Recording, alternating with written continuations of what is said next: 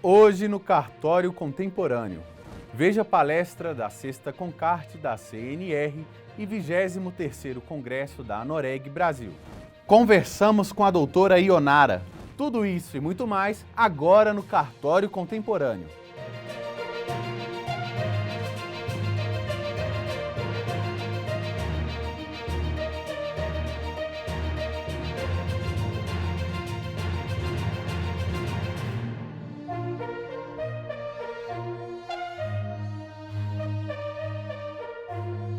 Doutora Ionara Gaioso é tabeliano primeiro ofício de protesto de Brasília, vice-presidente do Instituto de Estudos de Protesto do Brasil, IEPTB, e presidente da seção do Distrito Federal. Tem especialização em Direito Notarial e Registral, IBEST-Anoreg-BR, e especialização lato sensu em Direito pela Escola Superior do Ministério Público. Olá, doutora Ionara, tudo bem? Olá, tudo bem? Doutora Ionara, como os protestos de títulos têm auxiliado na recuperação de crédito tanto na iniciativa pública como no setor privado? O protesto é um instrumento público extremamente eficiente na recuperação do crédito. Então, a gente sabe que para dívidas jovens, nós recuperamos pelo menos 60% delas ainda na primeira semana, né, da notificação, da intimação do devedor. Então, mais de 60% deles paga essas dívidas, né, jovens, né, recentes, ou seja, com vencimentos próximos, logo após intimados. Para os títulos públicos, esse percentual cai para 27% de recuperação geral. Então, nós sabemos que se a gente pegar uma margem de 6 meses de apresentadas as certidões de dívida ativa protesto, o protesto recupera 28% em média, né, no Brasil, desses créditos públicos, o que é extraordinário. A gente está falando em praticamente 30 vezes mais eficiência do que a execução fiscal, por exemplo. E quais mudanças o Marco das Garantias trouxe para os cartórios de protesto? Na verdade, o Marco das Garantias também é um marco para os tabeliões de protesto, porque pela primeira vez na nossa história, nós estamos participando de toda a esteira de cobrança. Por quê? Porque antes nós ficávamos mais recuados, né? Depois de estressado, que a gente chama estressado o crédito, que é o quê? Depois de se tentar várias formas de se receber essas dívidas, quando não se tinha mais esperança, o credor mandava os seus títulos a protesto. Agora não.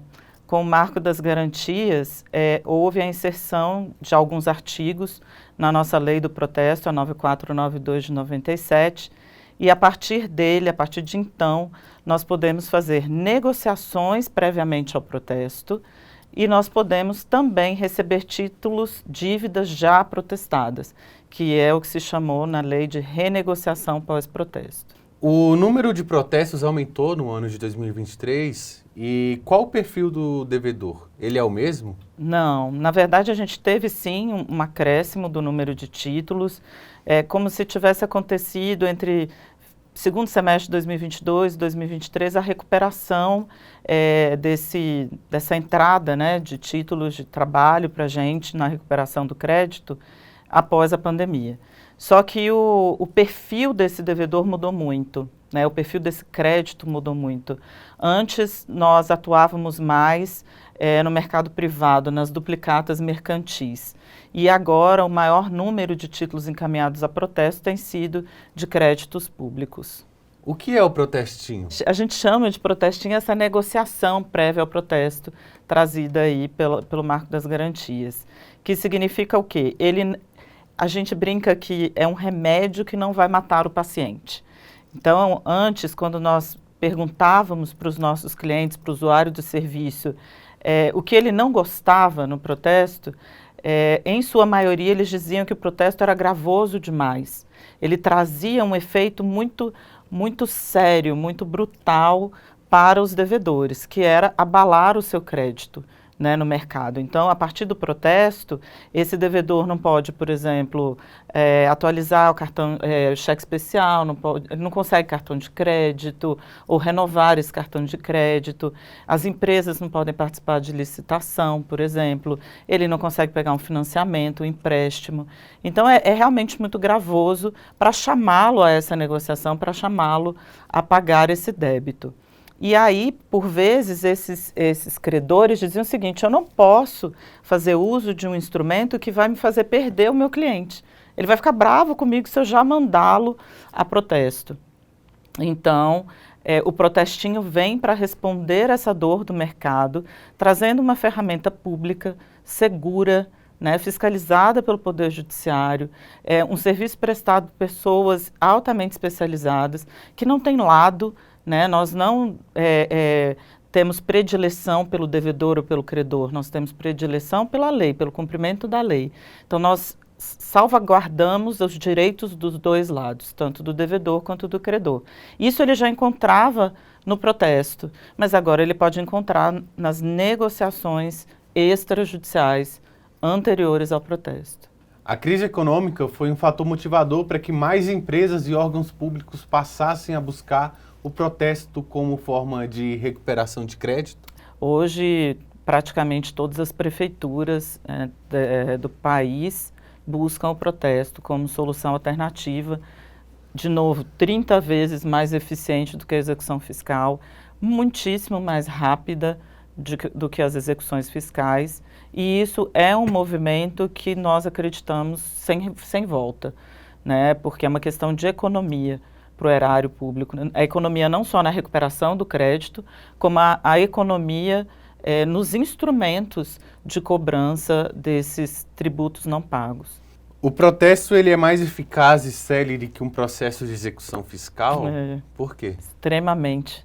Porque ele é muito mais rápido, ele gera um abalo ao crédito, coisa que a execução fiscal não gera, né? E, enfim, nós somos mais eficientes para encontrar esse devedor também. Mesmo antes do protesto, na intimação, a gente tem mais instrumentos, nós temos formas mais modernas, agora, por exemplo, com a intimação eletrônica também, de encontrar esse devedor e avisar para ele que ele tem esse débito, porque na maior parte das vezes o contribuinte sequer sabe que o débito dele está em aberto, né? Muitas e muitas vezes a gente atende pessoas que não sabem que, por exemplo, a sua taxa de limpeza pública não foi paga junto com o IPTU, porque é uma taxinha ali junto no boleto do IPTU, e ela nem sabe que está em aberto. Às vezes são aluguéis que você tem e que você nem sabe que o seu locatário não está pagando o tributo. Enfim, tem uma série de questões que dificultam ao cidadão saber, ter ciência dessa dívida. E com o protesto, com a intimação pessoal desses devedores, eles tomam ciência e têm possibilidade maior de liquidar o seu débito com a Fazenda Pública. E pós-protesto ainda mais, porque aí ele, todas as vezes que precisar de um crédito ou que precisar movimentar uma conta bancária, né, atualizar a sua conta, o seu cartão de crédito, ele vai ter notícia do protesto em aberto e vai procurar seja o cartório, seja a Secretaria de Fazenda, enfim, ele vai procurar o credor para recuperar, para pagar o seu débito, para negociá-lo. Doutor Ionara, e existem títulos cuja recuperação de crédito é mais eficaz com o protesto? Na verdade, eu diria que todos são, né? Nós temos um índice de recuperação, assim, historicamente muito, muito relevante. Por quê? Exatamente por causa da eficiência. A eficiência tanto na comunicação a esse devedor de que, olha, você está devendo, tem alguém te cobrando, seja esse alguém um ente privado ou um ente público, como também o abalo que isso gera no crédito dele, que o chama a essa negociação.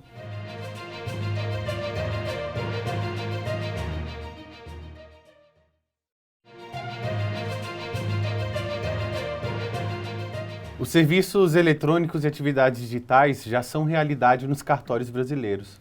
Como a senhora avalia os serviços prestados pela Central Nacional de Serviços Eletrônicos dos tabeliães de protestos de título? A Semprot é uma central que nasceu em 2019, né? Enfim, nós tínhamos prazo para instalá-la, para fazê-la acontecer, né? Que foi trazido aí esse prazo pelo provimento 87 do CNJ.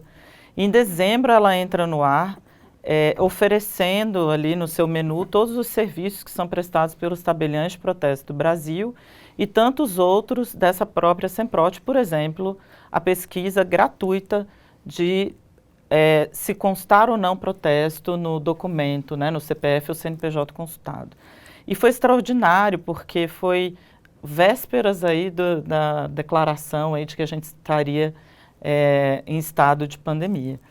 Então, a Semprot chega no momento em que toda a população brasileira precisa de serviços eletrônicos. E aí os tabeliões de protesto já estavam prontos, né, para serem de fato 100% digitais. Nós já tínhamos uma certa interação, a gente já tinha uma plataforma onde a maioria de nós já se conectava, mas esse provimento do CNJ trouxe uma compulsoriedade para isso, ou seja, a partir de dezembro de 2019, todos os tabeliões de protesto são obrigados a se plugarem nessa plataforma e prestarem seus serviços por meio dela, né? Se comunicarem com ela, trazerem os seus dados para essa central divulgar para a população brasileira. Então, é uma central extremamente importante. Enfim, nós temos números bastante expressivos dos serviços prestados por ela, seja solicitação de certidões eletrônicas do país todo.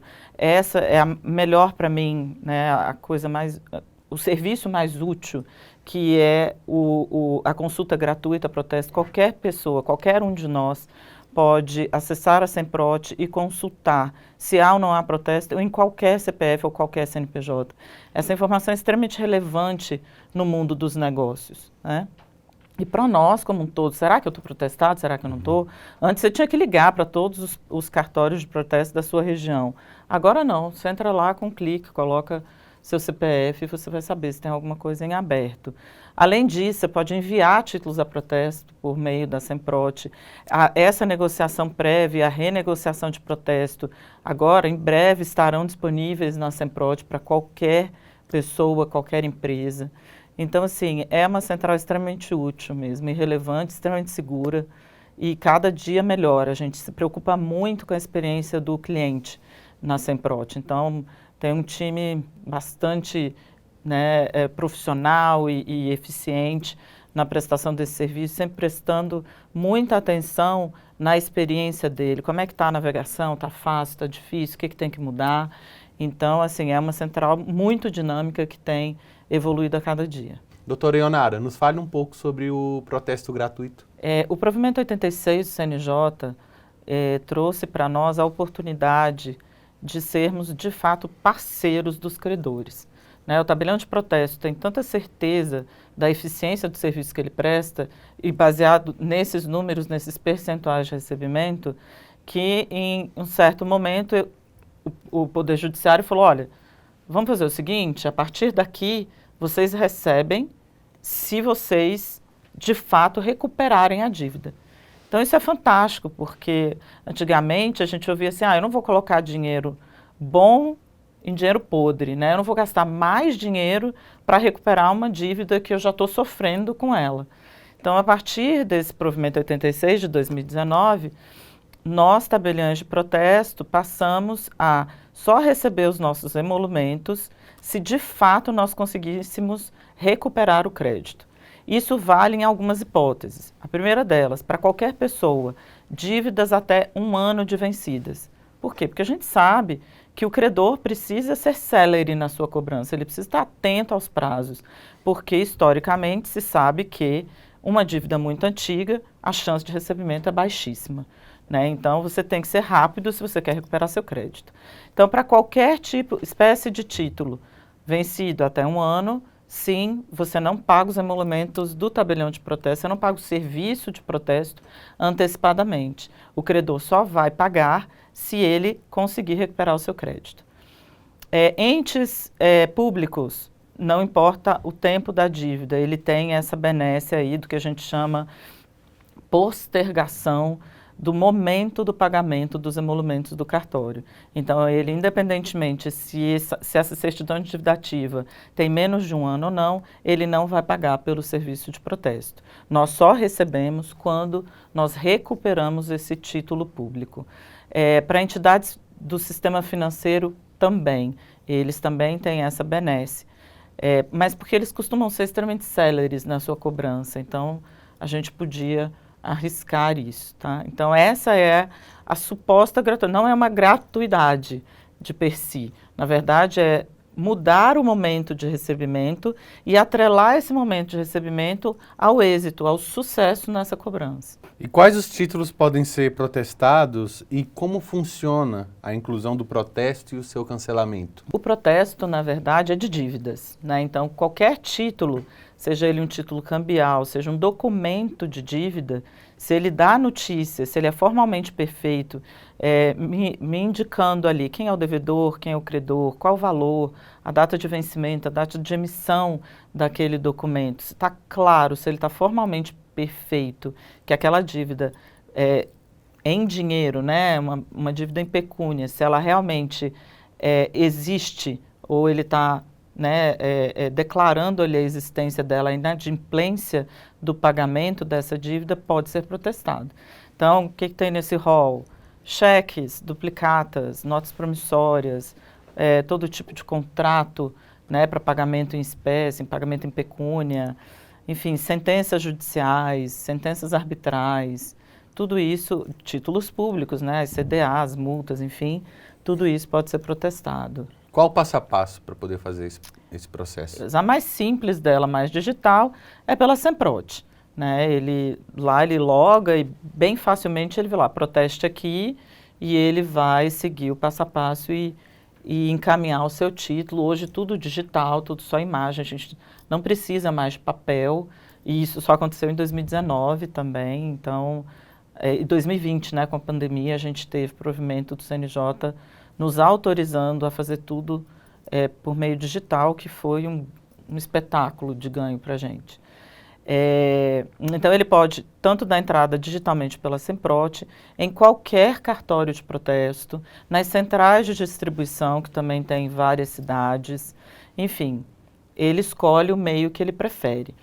Para os grandes apresentantes, ou seja, aqueles credores que têm muitos títulos a serem protestados, nós temos um meio mais simples, mais rápido, ainda mais digital para esse encaminhamento dos títulos, que é por meio de convênio com o nosso instituto de protesto, seja ele local, né, uma das seccionais, seja com a nacional, e aí ele vai ter acesso a uma plataforma exclusiva, onde ele vai poder administrar, controlar, enfim, ter acesso a toda a movimentação dos seus títulos e mandá-los por lote. Então, ele não tem que ficar digitando título a título, ele manda tudo por lote.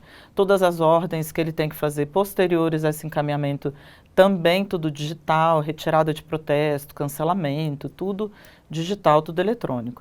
Agora, para o cidadão, para a empresa que não tem esse volume todo de títulos para serem recuperados, na nossa Semprot ele também pode fazer o que a gente chama de anuências eletrônicas. E é lá que faz o cadastro e o login também, tudo? Tudo lá.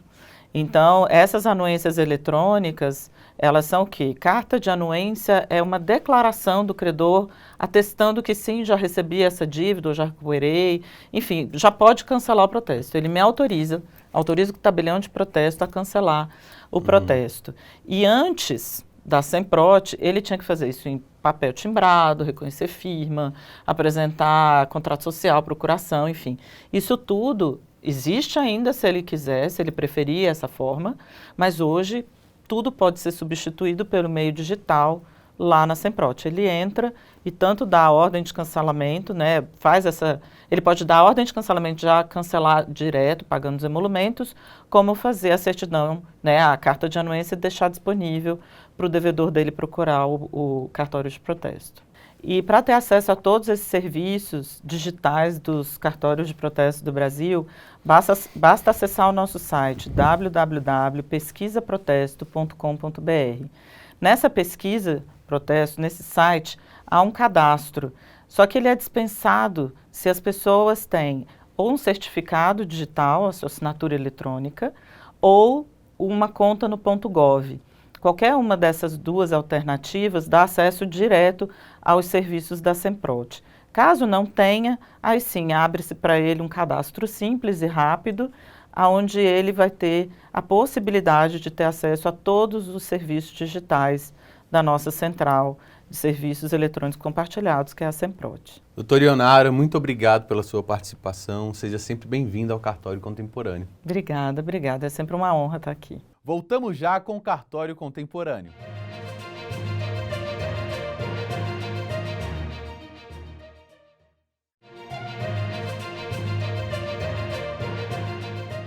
terceiro Cartório Talks discutiu sobre o impacto da nova Lei 14.711 de 2023 como marco legal das garantias. Veja.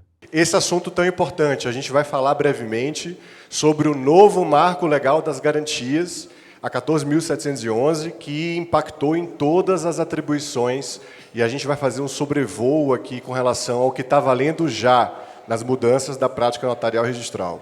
Exato. Agradeço também, igualmente, pelo honroso convite, grande responsabilidade de tratar de um tema tão novo e dizer que os notários e registradores do Brasil precisam estar muito atentos, até mesmo para darem conta do serviço com a qualidade e que os negócios possam produzir os efeitos normais. Por exemplo, com a entrada em vigor agora em novembro de 2023 do novo Marco das Garantias, as minutas das escrituras de hipoteca devem ter sido readaptadas, porque parece que o legislador disse que é requisito de validade de uma escritura de hipoteca a contemplação de que existe um procedimento extrajudicial para a garantia hipotecária. Imagina se eu lavro uma escritura esquecendo disso.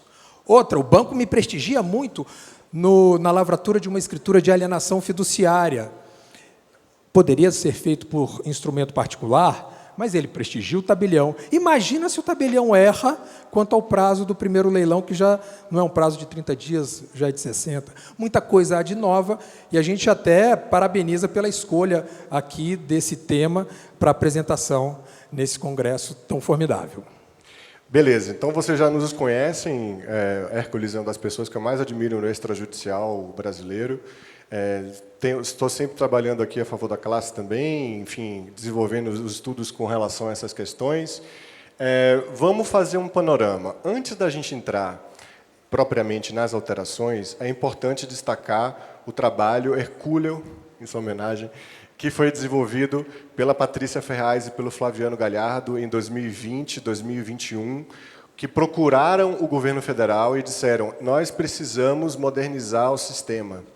E daquele conjunto de proposições que foram alicerçadas pelos registradores de imóveis, foi criado um grupo de trabalho com a construção civil, com o mercado financeiro, e no país a gente conseguiu ter um diálogo com grandes especialistas que gerou o PL 4188. E a outra parte virou a lei do SERP, da MP 1085. Então, esse panorama que nós tínhamos era para justamente colocar o registro de imóveis inicialmente e o RTD, e as outras atribuições passaram a participar por ocasião do Congresso, na ponta do que existe de mais moderno no mundo. Tem várias coisas que a gente conseguiu colocar na legislação por inspiração do direito francês, por boas práticas até do direito americano, como passou a ser a escrow account, e isso foi objeto de a gente conseguir alterar a legislação. E atenção, pessoal, qual é o grande mote? Fernanda tem um terreno aí de 10 milhões de reais. Esse terreno ele foi feito alienação fiduciária para construir a nova sede da Anoreg, porque ela podia ser garantidora, né? Essa garantia ela foi feita em cima de 2 milhões. E ela tinha ainda o potencial de uso do imóvel em 8 milhões. Pela legislação anterior, a Fernanda não poderia utilizar esse imóvel para outra operação de garantia. E agora ela consegue aumentar a garantia com a extensão da alienação fiduciária, o que a gente já consegue reproduzir aqui nos slides, ou também com uma alienação fiduciária superveniente a uma outra instituição. Atenção, essa alienação fiduciária superveniente não é uma alienação em segundo grau. Ela tem peculiaridades que são características de uma garantia que fica registrada na matrícula, esperando a outra se resolver para que, então, o credor fiduciário tenha aquele pleito. Mas não é de todo desnecessário, não é de todo condicionado a existência dessa alienação fiduciária. Atenção, quando a primeira alienação fiduciária for executada, o crédito dessa segunda vai ser incluído também. Por isso, há a utilidade de se fazerem alienações fiduciárias supervenientes. O Registro de Imóveis do Brasil já lançou uma nota técnica 04, orientando a todos os delegatários nesses atos, inclusive a cobrança de emolumentos, Hércules. E é interessante que, neste caso, o registrador hoje no Brasil tem clareza de ideias de que é possível, sim, dar publicidade a um negócio jurídico subordinado à condição suspensiva. A grande angústia era, será que quando alguém transfere a titularidade de um bem? Vamos supor que eu venda o meu imóvel para o Germano e diga, Germano, estou vendendo o imóvel para você, mas você passa a ser proprietário quando Botafogo for campeão brasileiro. Algo que, enquanto ele não for campeão brasileiro, não há a transferência da titularidade. O imóvel continua com o Hércules. Indaga-se. O oficial de registro de imóveis, ele daria publicidade no Folho Real a respeito desse negócio jurídico? O certo é que Germano pode praticar atos de conservação desse direito eventual. Artigo 130 do Código Civil. Porque ele vai ter um direito eventual. Mas, enquanto não acontecer o implemento do evento dessa condição suspensiva, o imóvel continua com o Hércules. Quanto à alienação fiduciária da propriedade superveniente, sucede que ela também representa uma propriedade subordinada à condição suspensiva. É dizer, Hércules, ele é titular de um imóvel e alienou fiduciariamente o imóvel para o banco Chese. O banco é o proprietário resolúvel, Hércules tem a titularidade do direito real de aquisição e ponto. Só que quando ele emprestou, o banco bem sabia, o imóvel vale R$1 milhão, estou emprestando 800 mil para o Hércules por 30 anos, no decorrer desses anos, o Hércules ele já vem pagando muito bem. Quer dizer, o imóvel de 1 milhão, esse imóvel deve ser reajustado, deve estar valendo 1,5 milhão, e os outros credores passam a assediar o Hércules, porque ele tem uma garantia robusta e ele é bom pagador. Ora, o que o outro banco vai me assediar vai dizer, Hércules, eu sei que você está pagando para o banco Chese, deixa eu também te emprestar um dinheirinho, porque é tão bom emprestar dinheiro no Brasil, mas o que você pode me dar em garantia? Hércules, você vai me dar em garantia a propriedade superveniente. Então, é a alienação fiduciária da propriedade superveniente. Isso merece ser levado ao Folho Real? Muito, merece muito. E aqui o legislador disse, vai ser levado por meio de um registro, e caso o Hércules descumpra o pactuado com o Chese, a garantia inicial é toda para o Chese. E eu preciso saber qual é o valor da dívida, satisfazer o meu primeiro credor principal para, eventualmente, deflagrar a indenização, alguma dívida, o pagamento para aquele segundo credor. O interessante é que, enquanto eu, Hércules, não quitar com o primeiro credor, aquele negócio jurídico que eu fiz com o segundo assediador, ele não produz eficácia, por mais que esteja na matrícula. Esse foi o Cartório Contemporâneo. Eu sou Duda Meirelles e foi um prazer tê-los aqui comigo. Se você perdeu alguma parte ou gostaria de rever o programa, temos uma reprise toda segunda-feira, 19 horas, na TV Justiça ou no YouTube da Confederação dos Notários e Registradores. Te aguardo quinta-feira, 19 horas, na TV Justiça. Até lá!